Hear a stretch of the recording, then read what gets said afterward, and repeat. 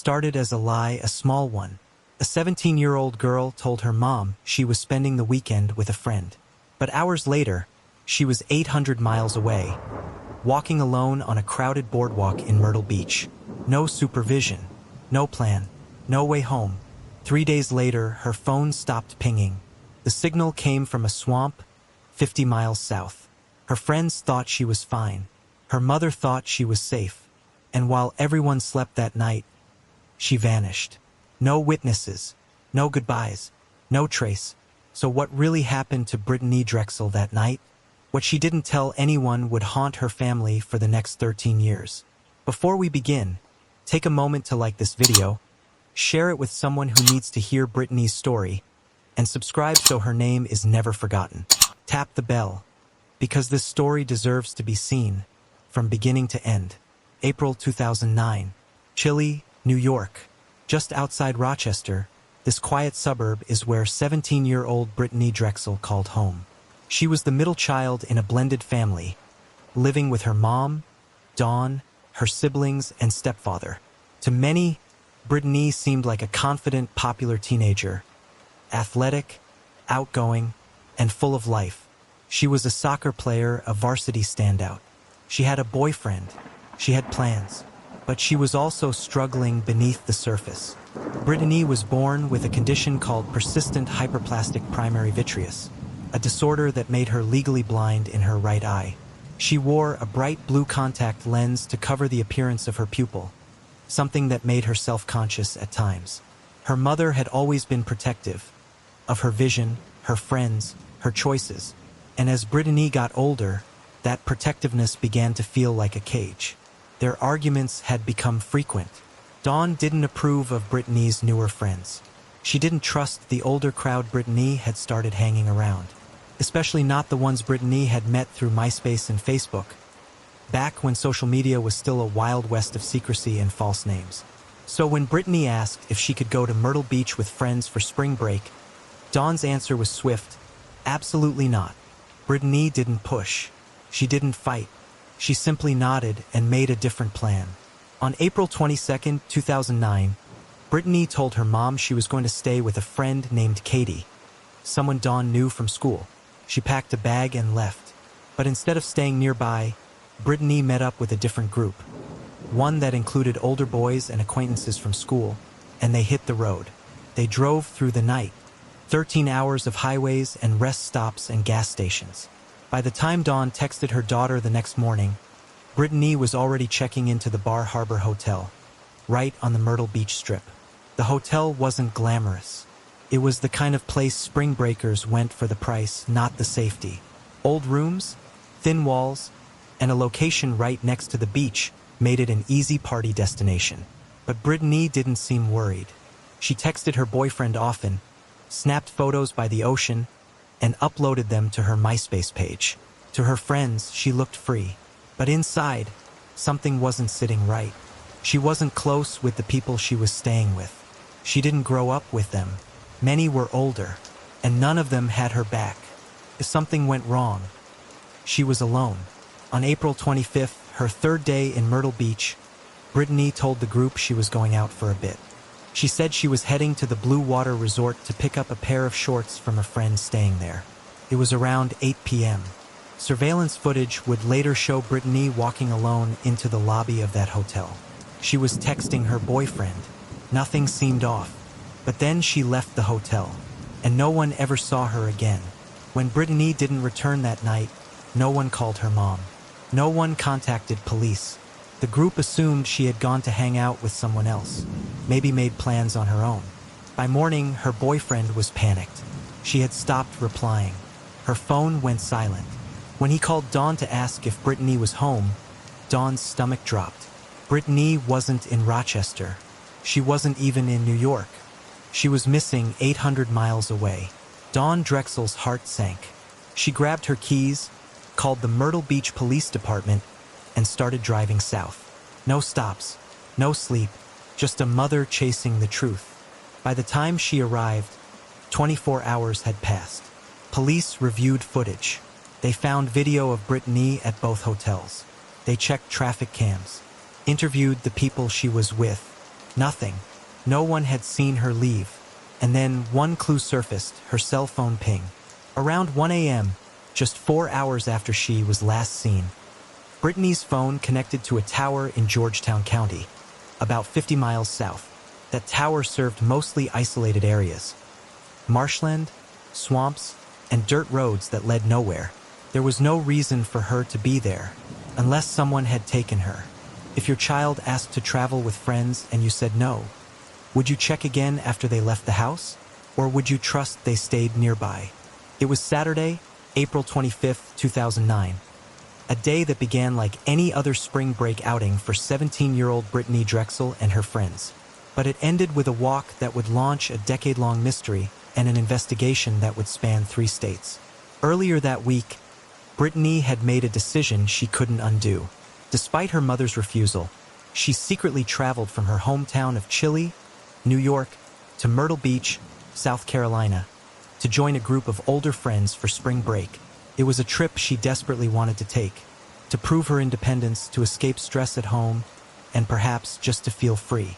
Her mother, Dawn Drexel, had explicitly said no. Brittanee packed anyway, lying about her location, saying she was staying locally with a friend. In reality, she was 800 miles away in a city she'd never visited before. She checked into the Bar Harbor Hotel on Ocean Boulevard with her group. It was an older beachfront property, located in a tourist-heavy area of Myrtle Beach. Brittanee shared a room with friends, but quickly found herself at odds with some of them. Tensions grew, especially when she learned that some of her companions were using drugs and leaving her out of plans. She reportedly texted her boyfriend back home that she felt alienated and alone. On the night of April 25th, around 8 p.m., Brittanee left the Bar Harbor Hotel. She told friends she was going to visit another friend who was staying at the Blue Water Resort, about 1.4 miles away. This resort was located at 2001 South Ocean Boulevard. Brittanee made the walk alone, along a busy stretch of road lined with hotels, convenience stores, and beach traffic. Surveillance footage from the Blue Water Resort captured her arriving at approximately 8:45 p.m.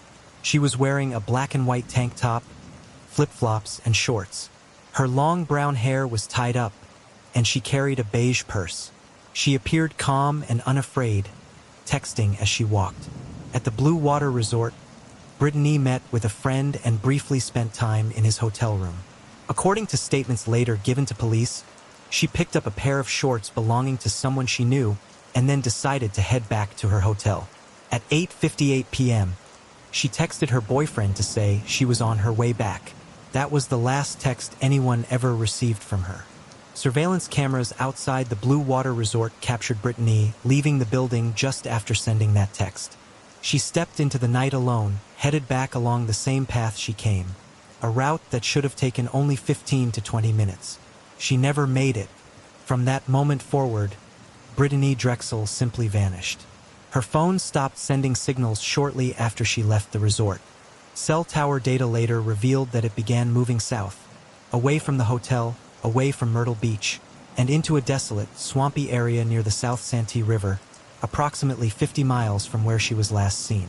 This area, located near the town of McClellanville, South Carolina, is remote, wooded, and largely uninhabited.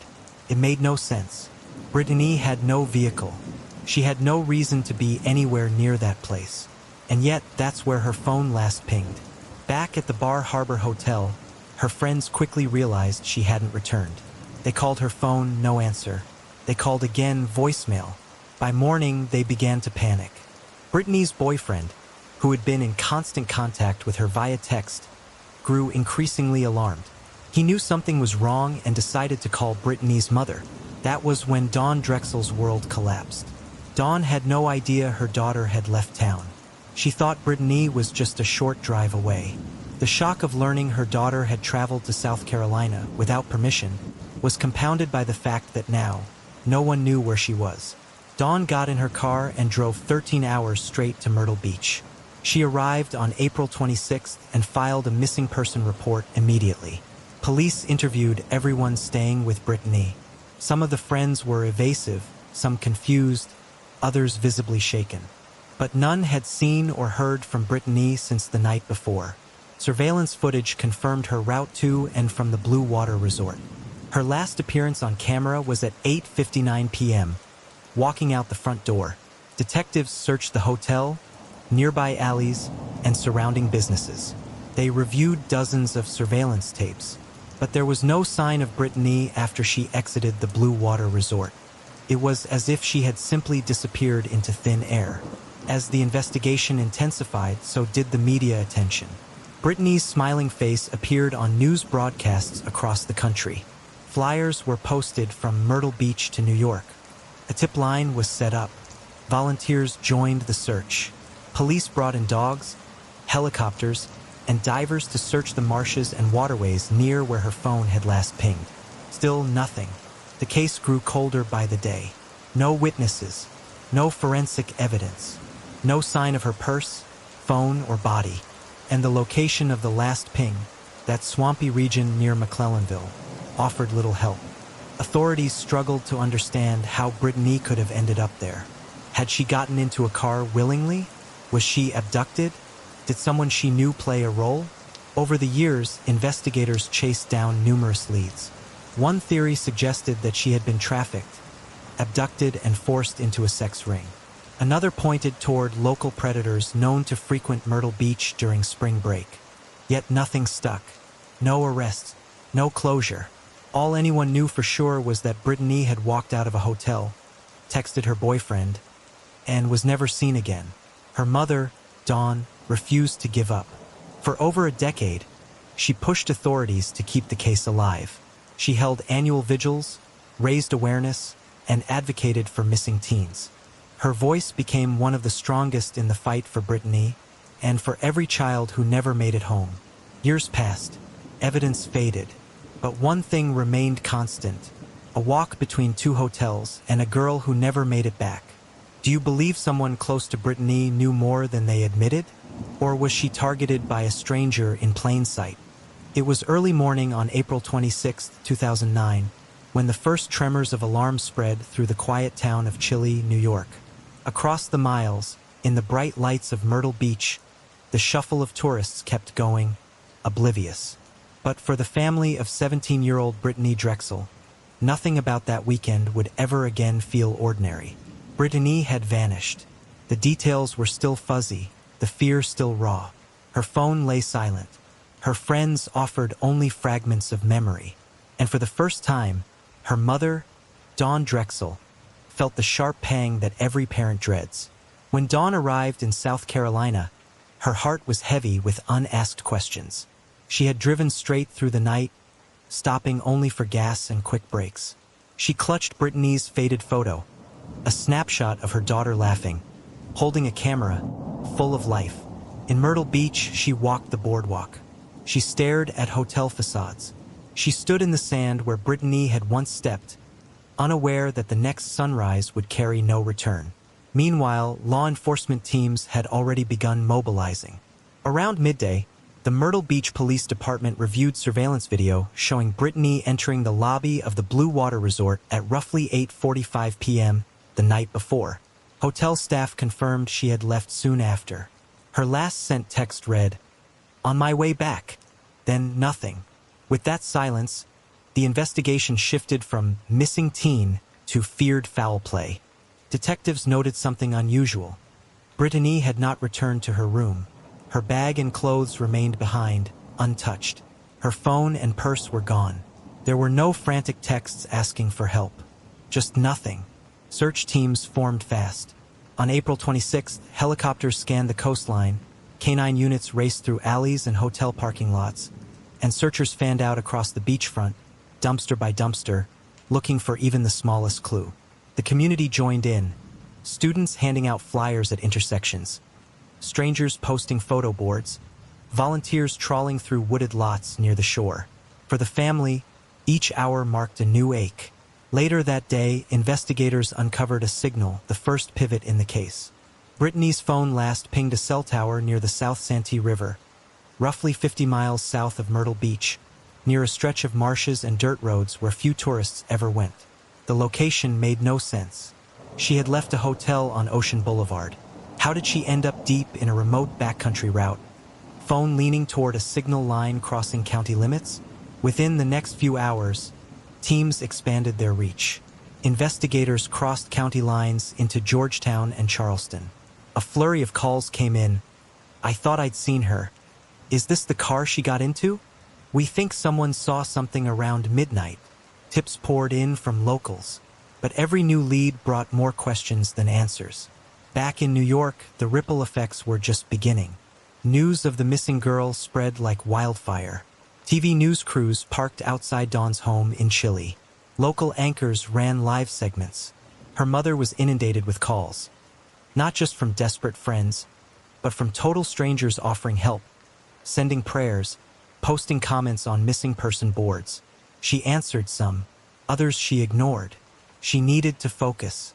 By the end of the first 72 hours, the search map had expanded from one beachfront hotel to hundreds of acres of marsh, woods, marsh-edge dirt paths, and silent trees. What started with a teenage girl walking back from dinner had transformed into something far darker. Investigators publicly stated that the case was no longer being treated as a runaway. The tone had shifted. Dawn sat in briefings. She looked at maps, GPS prints of phone pings, logs of hotel guests. Nothing made her daughter's disappearance easier to accept. But at least now they were looking for more than just someone who had walked away. They were looking for something that made someone walk away for good. And for Brittanee's family, those first 3 days marked more than lost time.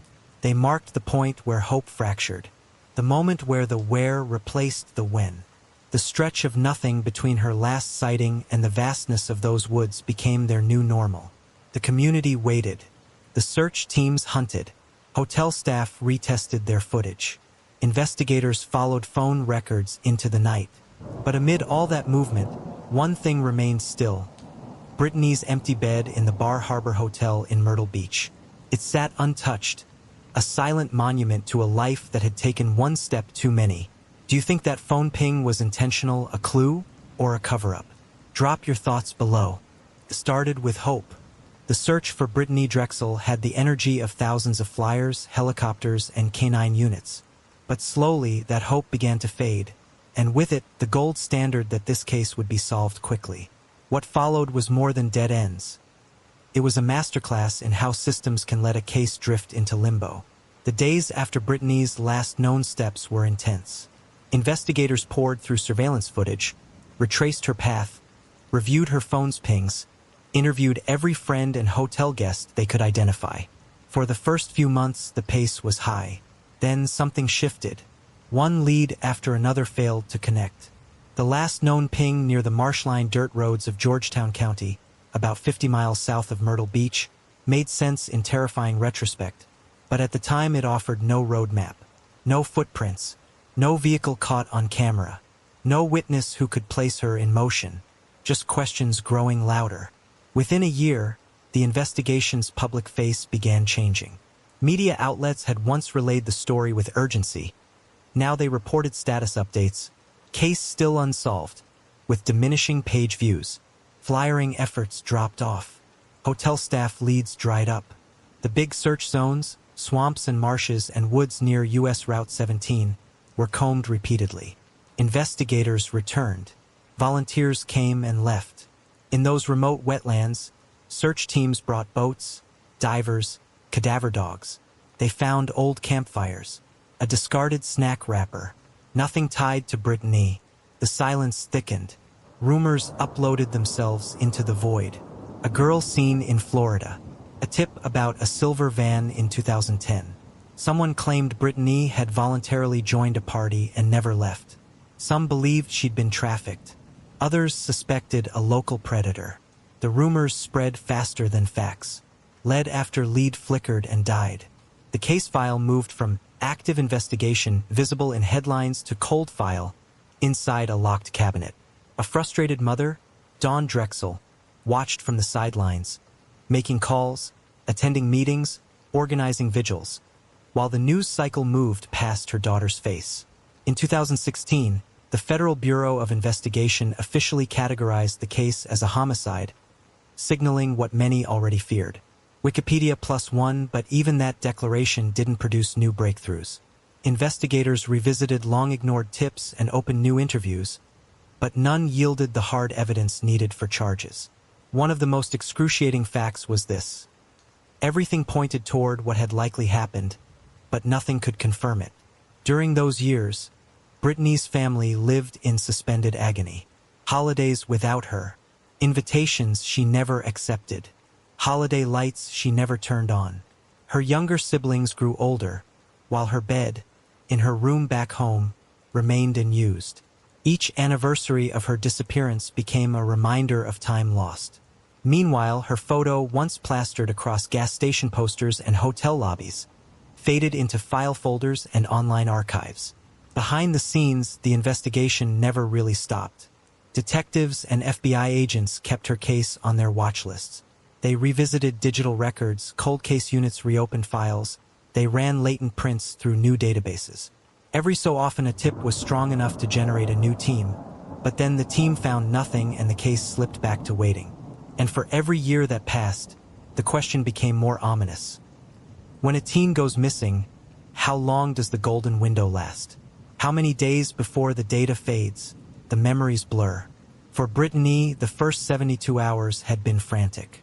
The first year had been active, but by year 3, 4, 5, something critical had closed. Time had not been on her side. What also haunted those years was the feeling that someone may have known more than they shared. Friends who changed their stories. Motel records altered. Witnesses who refused to answer. Investigators began whispering about potential leads unpursued.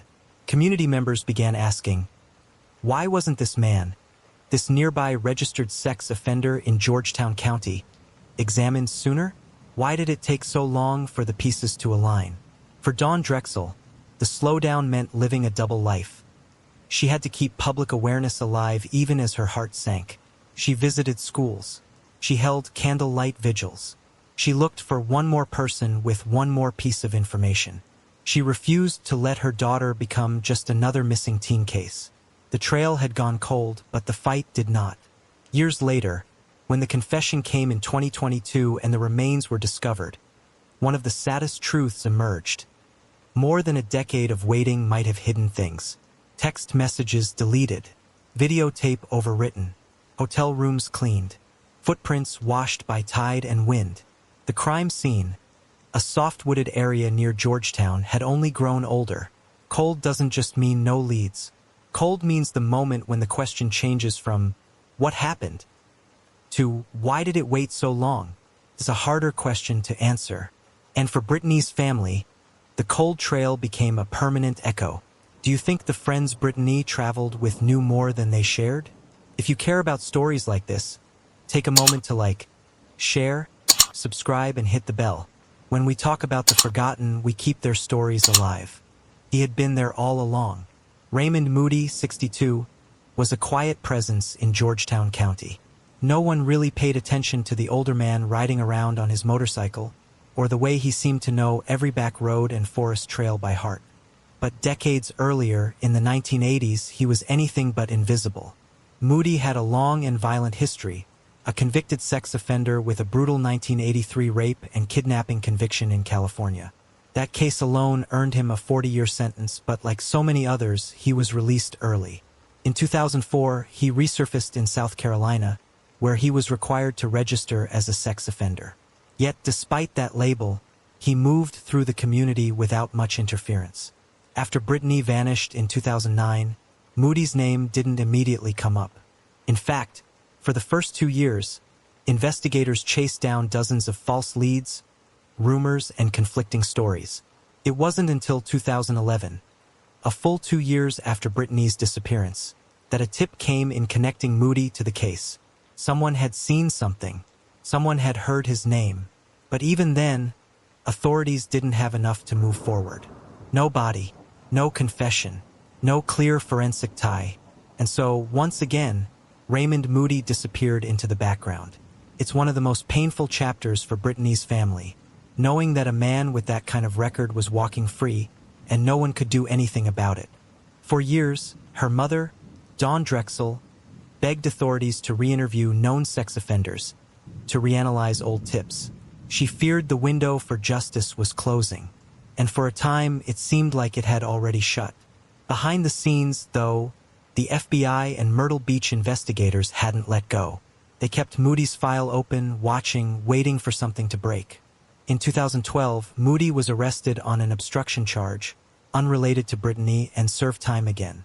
But when he was released, he faded back into the shadows of Georgetown County. What haunted the case wasn't just the lack of evidence, but the feeling that the right man had already been identified, and they just couldn't prove it.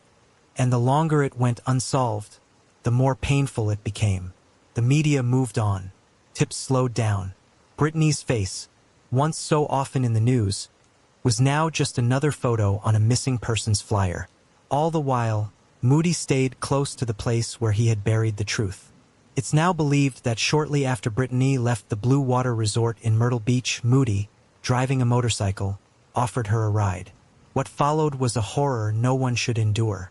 Authorities say she was assaulted, killed, and buried within hours in a remote wooded area 35 miles away.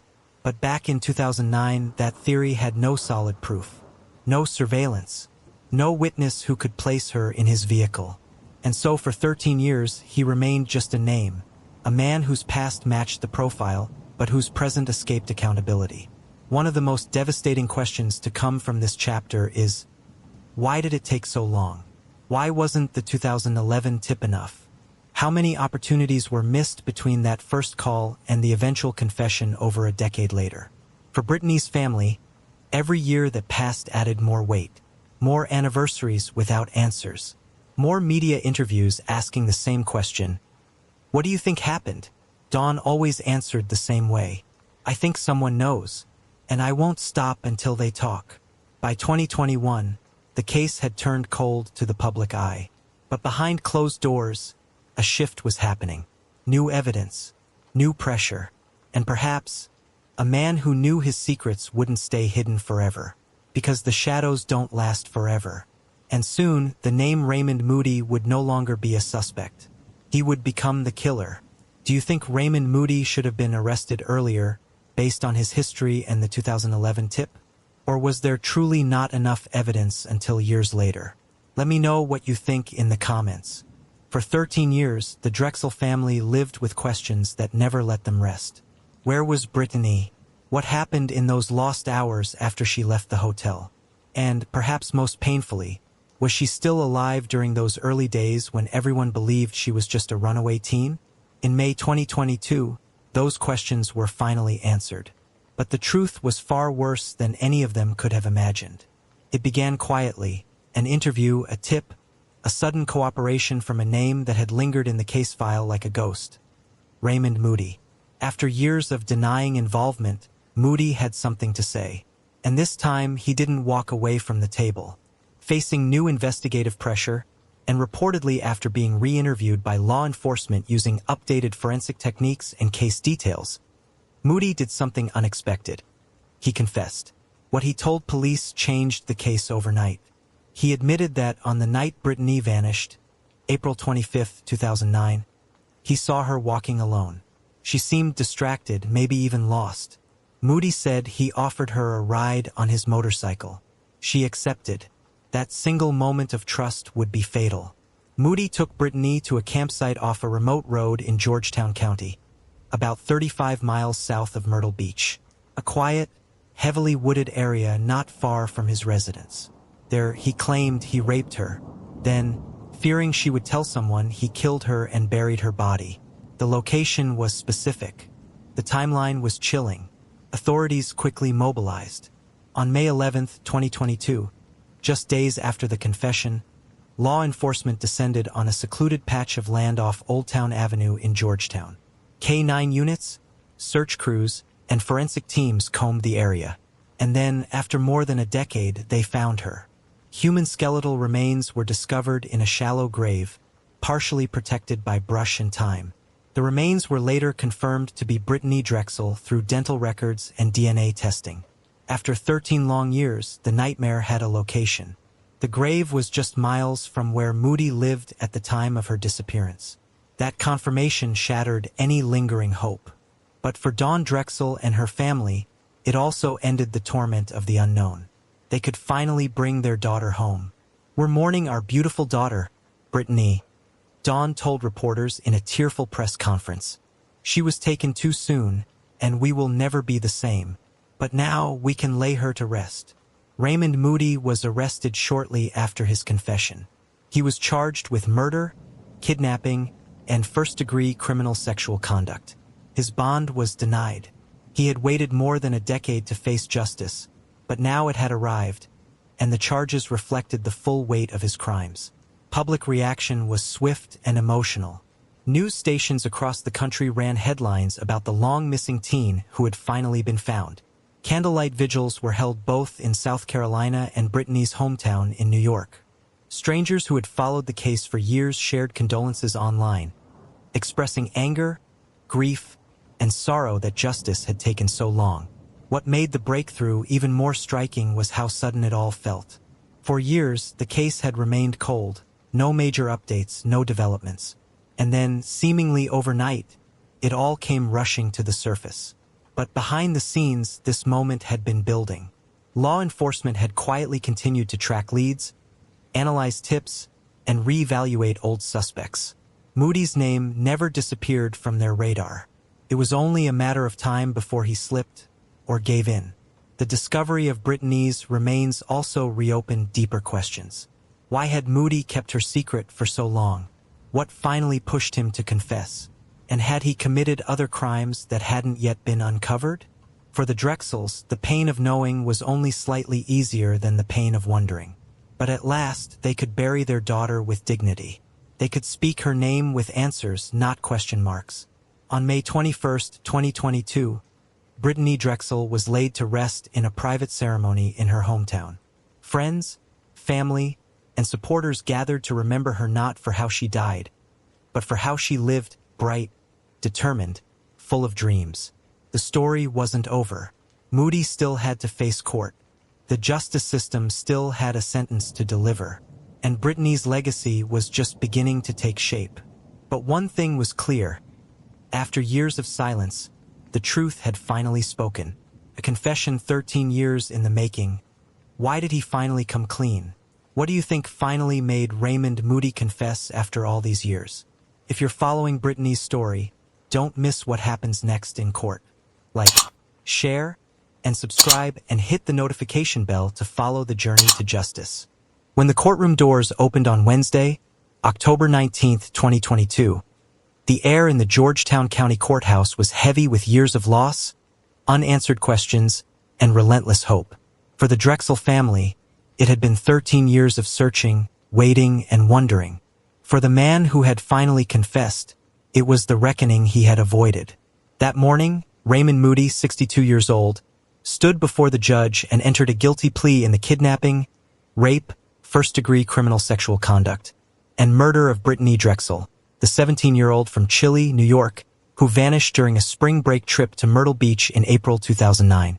Due to overwhelming evidence, including his own confession, the location of Brittanee's remains, and digital forensics that tracked her cell phone's movements, the plea allowed both sides to avoid a full trial. Moody told the court plainly, "I was a monster. I was a monster then. And I was a monster when I took Brittanee Drexel's life." Judge Farrell Cothran Jr. listened to victim impact statements that day, heard the evidence of a crime that shattered two families and reverberated through two states, and then delivered a sentence that reflected both justice and the delayed peace the family sought. Moody received a sentence of life in prison without the possibility of parole for the murder charge, plus consecutive 30-year terms for kidnapping and criminal sexual conduct. In that courtroom, the family of Brittanee Drexel stood, wearing grief, anger, and relief all at once. Her mother, Dawn Drexel, also known as Dawn Plecken, held Brittanee's photo and ashes around her neck. In her voice cracked with emotion, she said to Moody, "Today we know the truth, and today, Mr. Moody, you face the consequences for that." She did not speak of closure. She spoke of accountability. "That's all I have left," she told the court. "That's all we have left after what you did to her." Her father, Chad, who adopted Brittanee, spoke of his daughter's life stolen. He pointed out the back of Moody's head and neck, saying Brittanee had scratched the hell out of him as she fought for her life. Every victory in court came weighed with unspeakable loss. Across Myrtle Beach, South Carolina, and Rochester, New York, the community exhaled, but the exhale carried tension. Because while justice had been served, it had arrived after more than a decade of silence and missed leads. Critiques were aired about how early investigators had failed to pursue Moody more aggressively, despite his record as a sex offender and the fact that his home was less than an hour from where Brittanee's phone last pinged. For many victims' advocates and community members, this case became a symbol of the price of delay. What might have happened differently if Moody had been interviewed sooner? If the early tip-offs had been followed more thoroughly? The questions remained for some, long after the sentencing. But for the Drexel family, the day held a different meaning. It wasn't about forgetting. It was about memory. It wasn't about ending grief. It was about continuing it with truth. In front of the courthouse steps, Brittanee's photo was surrounded by white roses. The crowd was small, the media cameras fewer than in the early years, but the message was clear. Her story was still alive. Dawn shifted her mission in that moment. She moved from search to advocacy. She spoke at high schools, warning teens about the dangers of unsupervised travel and trusting strangers. She pushed for reforms in how missing teen cases are prioritized and how digital footprints are used. If one girl or one parent listens and takes a minute more to ask questions, then her life won't have been lost for nothing, she said. Yet grief didn't vanish. I don't think you ever get closure with losing a child, she later told reporters. I think it's a resolution to what happened. And while Moody sat in court, the parents still faced empty years. No prom, no college photos, no wedding day. The life Brittanee should have lived hung heavy in the air.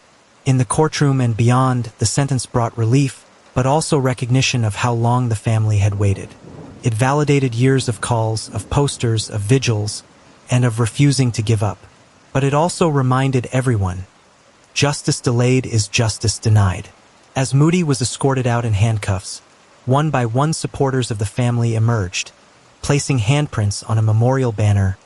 Brittanee 17, forever remembered. The verdict echoed across forums of missing persons groups and spring break safety activists, carrying a message. Even one teenager lost should never fade into silence. The courthouse emptied. The lights turned off.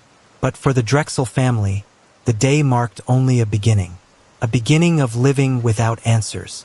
A beginning of advocating so others don't suffer what they suffered. A beginning of hope with memory as its torch. When justice finally arrives after years of waiting, does that satisfy suffering or simply acknowledge it? She said she didn't know. She said he wasn't home.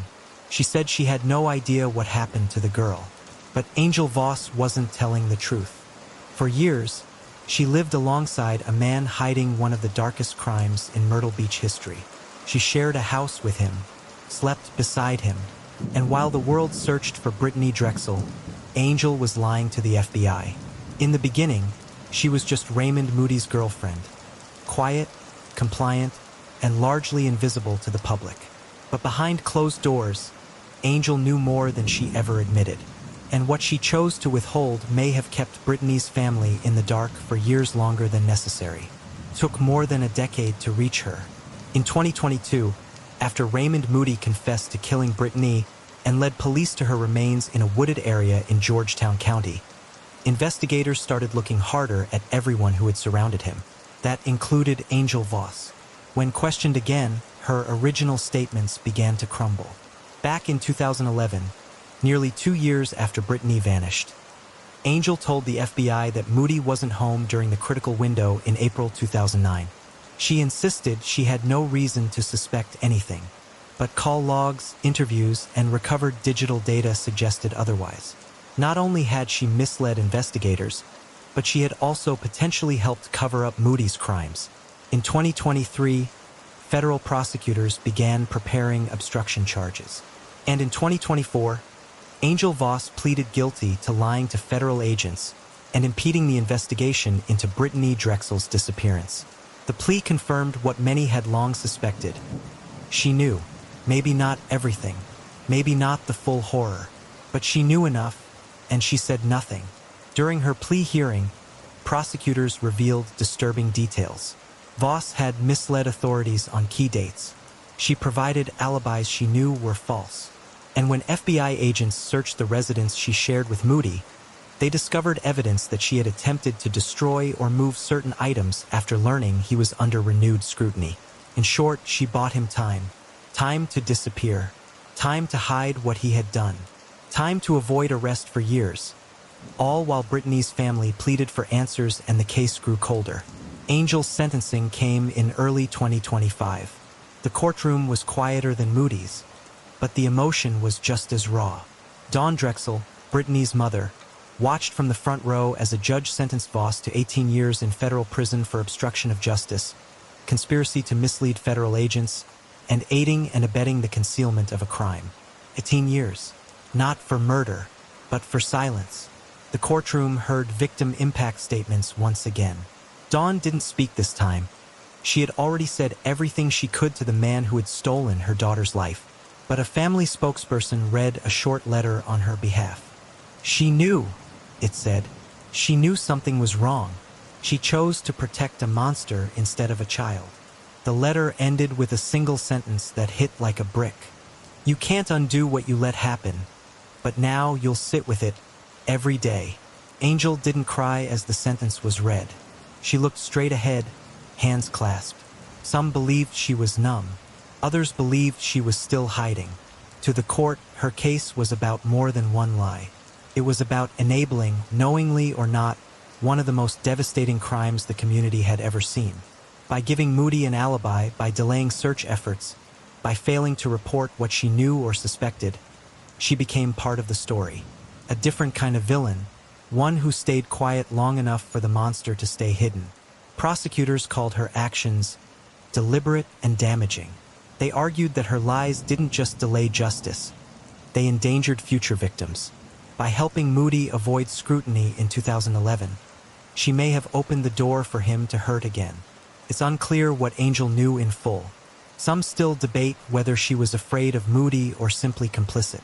But one fact remains: her silence cost time. And in missing persons cases, time is everything.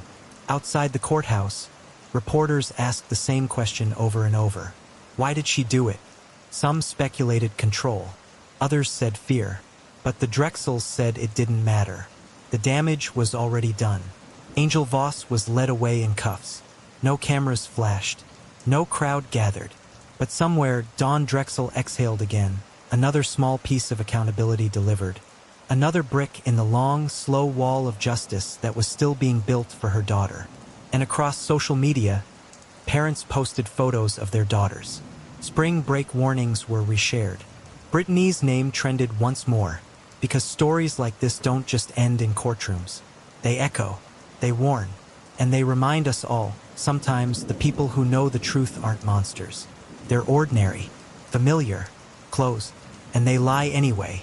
Do you believe someone who lies to protect a killer should face the same consequences, or something different?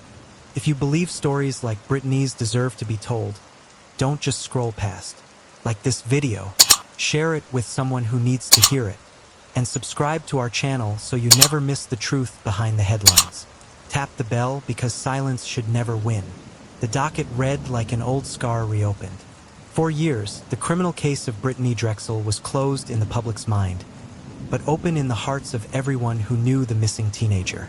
In February 2025, a jury in Georgetown County, South Carolina delivered a verdict no family should ever have to ask for, but one they fought for relentlessly. A $700 million civil judgment against the man who admitted to taking Brittanee's life. The path to that courtroom moment was long, worn, full of pain. After Brittanee disappeared during a spring break trip in April 2009, her mother, Dawn Drexel, also known as Dawn Conley, waited 15 years. She held vigils. She Googled tips. She refused to stop that drive up to Myrtle Beach, the drive she took when she learned her daughter wasn't at a friend's house, but in South Carolina. Then in May 2022, when Raymond Moody confessed and led authorities to Brittanee's remains, everything shifted. From that moment, accountability had a name, and the final phase of justice began. In the civil trial, Dawn's attorneys laid bare the emotional havoc. How the years of waiting rewrote calendars, birthdays, graduations that never were. How Brittanee's younger siblings grew with a photo in their home of a sister who never came back. How every vacation beach and every spring break became haunted in a way they couldn't escape. The jury heard how the suffering of a family is not measured only in lost life, but in life lost. The verdict broke down into two parts: $200 million in actual damages to Brittanee's estate and family for measurable losses, and a staggering $500 million in punitive damages, designed less for collection and more for message. The court records show the total as $700 million, one of the largest of its kind in South Carolina's history. But if you think that meant the Drexels walked away with a check, you're wrong. Moody has no assets worth that amount. His wealth is fiction. The judgment exists on paper as symbol more than payment. Still, symbol matters. For a mother who watched in silence for years, it matters. Says, "We hear you. We see you. This life mattered." Media outlets across the country screamed the figure. $700 million awarded, read headlines. Some analysts called it performative justice. Others said it was precedent-setting. Legal scholars debated whether punitive damages so large make sense when the defendant cannot pay. Some mentioned the judgment could give the Drexels claim to whatever property Moody might attempt to transfer or hide.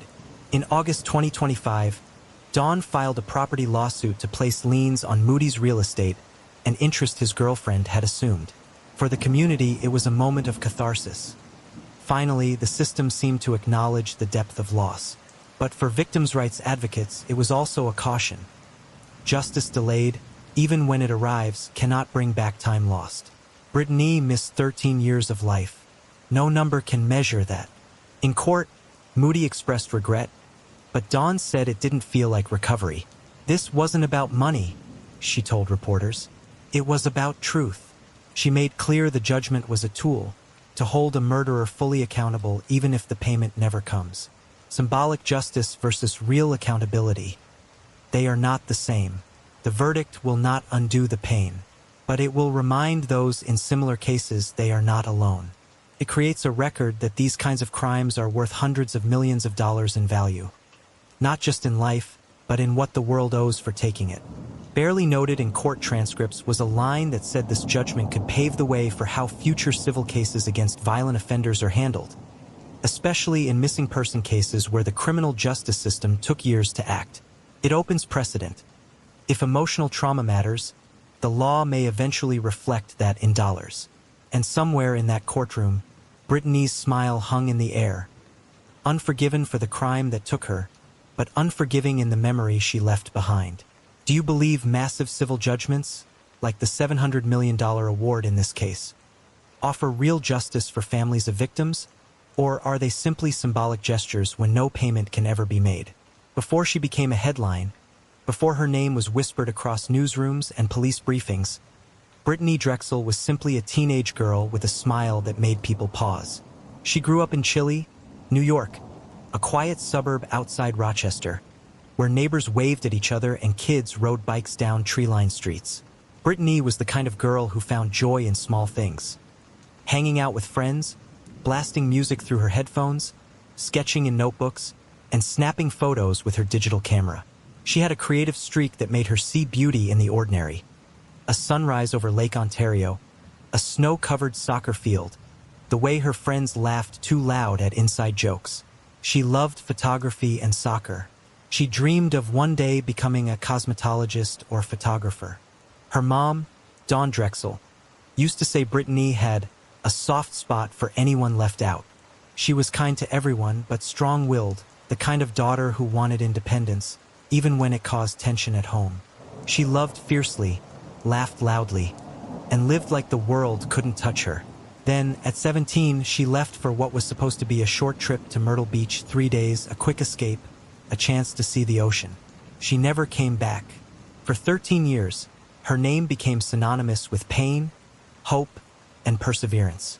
The girl who disappeared during spring break became the face of a national search, a reminder that what starts as one bad decision can unravel into tragedy. But through all the darkness, Brittanee's story built something powerful. Changed people, changed laws, It changed how we search for the missing. In the aftermath of her disappearance, police departments across South Carolina and New York reviewed their missing persons protocols. Before Brittanee's case, many departments treated older teens as runaways, assuming they'd return on their own. Her case shattered that assumption. It showed how precious the first 24 hours are, how easily evidence disappears, and how silence can cost lives. Brittanee's disappearance forced coordination between local law enforcement and federal agencies in a way that hadn't existed before. When the FBI joined the case, they introduced systems later replicated in other missing persons investigations across state lines. Her case became a model for what should have happened sooner, and for what must happen next time.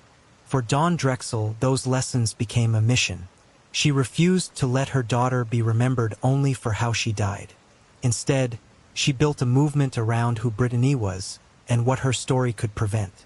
She started speaking at schools and community events, especially before spring break season. Her message was simple but urgent. Talk to your kids. Know where they're going. Don't assume it can't happen to you. She told her story not to relive it, but to warn others. The Brittanee Drexel Foundation was established to support families of missing and exploited children. Through partnerships with law enforcement, advocacy groups, and schools, it promotes awareness and prevention. It provides resources for parents navigating the first crucial hours after a disappearance, when confusion, denial, and panic collide. Over time, Dawn's voice became a symbol of unbreakable love. Her advocacy reached beyond her daughter. She fought for legislative changes, like improved data sharing between state agencies and federal databases. She worked with nonprofit groups that push for reforms to the Amber Alert system, ensuring that missing teens, not just young children, can receive rapid nationwide alerts. She also became a quiet source of strength for other families. When someone else's child went missing, Dawn was often among the first to reach out. She knew the pain too well, the sleepless nights, the helpless waiting, the desperate hope that gnaws at your sanity. Her fight was no longer just for Brittanee. It was for every family that stood where she once stood. In interviews, Dawn often returns to the same truth. Brittanee's story is both tragedy and legacy. It reminds the world that evil can look ordinary, and that danger hides in places we trust. But it also shows what persistence can accomplish when love refuses to let go. Brittanee's friends remember her differently. They don't talk about courtrooms or crime scenes. They talk about the girl who helped them pick outfits for dances, who sent late-night texts about crushes, who always had gum in her bag and a laugh that could cut through any bad day. Her boyfriend, years later, said that even now, every April, he still catches himself expecting a text from her. The kind that just says, "I made it. The beach is perfect." That's the version of Brittanee her family chooses to keep alive. Not the victim, but the girl with dreams. The one who never stopped seeing light in the world, even when she felt misunderstood. And in a way, that's what her story still does. It brings light to dark places. Her name now stands for awareness. Her story is taught in advocacy programs. Her case is cited in law enforcement trainings. And through it all, her mother remains a voice reminding the world that behind every headline is a child who was loved. 13 years. One confession. A lifetime of impact. Brittanee's life ended in the woods of Georgetown County, but her story didn't. It lives in new policies, in prevention programs, in parents who double-check before saying yes to a trip. It lives in other families who know they're not alone. Because Brittanee was more than what happened to her. She was a daughter, a friend, a light that never stopped shining. And her mother's fight ensured the world would never forget her name. So now the question isn't only what happened to Brittanee Drexel. It's what happens next. Because for every headline, for every face on a poster, there's another family still waiting. Another mother still searching. Another name the world doesn't know yet, but should. In memory of Brittanee Drexel. She wasn't meant to be a headline. She was meant to be 17, laughing with friends, chasing the sunset on a spring break boardwalk, dreaming with a camera in one hand and the world in the other. Brittanee grew up in Chile, New York, where the streets know her name, though she never returned home. She played soccer. She loved photography. She cared about people. She had hopes. She had plans. She had everything ahead of her. And then the world changed. On a warm evening in April 2009, a short walk became her last known steps. A cell tower pinged 20 miles from the beach marked more than a clue. It marked the start of a long search. Her mother, Dawn Drexel, kept calling, kept driving, kept believing. Because if you stop believing, nothing remains. Today we remember Brittanee not only for what was taken, but for what she gave. The reminder that a missing child is not a runaway. That a photograph can carry a story. That a name said out loud can keep a life alive. We remember her smile, her late-night texts, the way she chose bright nail polish even when she felt invisible. We remember her voice when she said she'd be back in 3 days, though the 3 days stretched into years of waiting. And we remember her because so many wait still, for another name, another photo, another "we've found them." May Brittanee's memory be a light in the dark. May her story lead to prevention, to change, to fewer empty rooms and unmarked seats. And may her name be spoken often, not just in tragedy, but in honor, purpose, and truth. Rest in peace, Brittanee. You weren't forgotten. You still matter. How many more Brittanees are still waiting to be found? And what will it take for us to bring them home? If you believe stories like this deserve to be heard, take a moment to like, share, and subscribe. Turn on notifications because every missing name deserves a voice, and every voice deserves to be found. She was just 17, a teenager full of spark, bold enough to explore the world, trusting enough to believe she'd make it back home. Brittanee Drexel didn't just vanish into the night. She was pulled into a darkness that far too many young women never return from. By the time her name dominated headlines, she was already gone. But her story didn't end there. When her skeletal remains were recovered in May 2022, buried shallowly in a wooded patch off Old Town Avenue in Georgetown County, it wasn't just the end of a search. It was the unraveling of a 13-year mystery, one that haunted her family, stunned the nation, and forced a community to ask, how is this allowed to happen? Raymond Moody had been hiding in plain sight. He lived in the area. He dated. He blended in. But in truth, he was a convicted predator, a man with a long history of violence against women. And in those first 72 hours after Brittanee vanished, when searchers combed the beaches and volunteers passed out flyers, Moody already knew. He already had her phone, already knew where she was buried. And for 13 years, he said nothing. Even as her mother, Dawn Drexel, became a national advocate. Even as vigils were held, marches organized, and names spoken through tears on television, Moody lived free while Brittanee's family was imprisoned in grief, cycling through dead ends and false hope. And then the confession. It came unexpectedly in a police interview room in 2022. After all these years, Moody finally spoke. He led investigators to Brittanee's remains. He told them what they already feared. She had been assaulted and murdered the very day she vanished. That confession changed everything. And yet, it changed nothing. Because no amount of justice could return what was lost. No verdict could rewrite the agony her mother endured for more than a decade. No courtroom apology could rewind the clock to April 25, 2009, the day Brittanee walked out of the Bar Harbor Hotel and into the unknown. What she left behind wasn't just a pair of sandals and a cell phone signal. She left behind a movement. Her case became a turning point for how missing teens, especially from out of state, are investigated.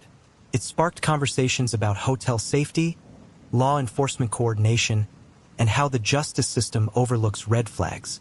Brittanee's name is now taught in missing persons training materials. Her story is a case study in what can go wrong when someone with a dangerous past is allowed to roam freely. But more than that, Brittanee left behind a voice.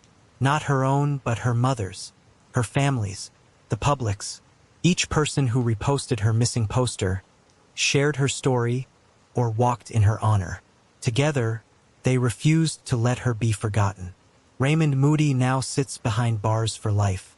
His girlfriend, Angel Voss, was sentenced to 18 years for lying to the FBI. A civil jury awarded Brittanee's estate $700 million. More money than Moody could ever pay. but a statement nonetheless. A symbol that her life mattered. And even now, that ripple continues. Every time a parent warns their child about hotel parties, every time a teen sends a text to check in, every time a case goes viral within minutes, Brittanee's legacy lives on. She is the reason some families know to fight harder, question deeper, never stop pushing. She never got to graduate, never got to fall in love, travel the world, or find her path. But in her short 17 years, Brittanee ignited a light in others. One that continues to shine in courtrooms, training rooms, and living rooms across the country. Her name was Brittanee Drexel, and she deserved so much more. What do you think needs to change the most to stop this from happening to someone else? Let us know in the comments. If the story moved you, take a moment to like, share, and subscribe. And don't forget to hit the notification bell so you never miss a case that needs to be told.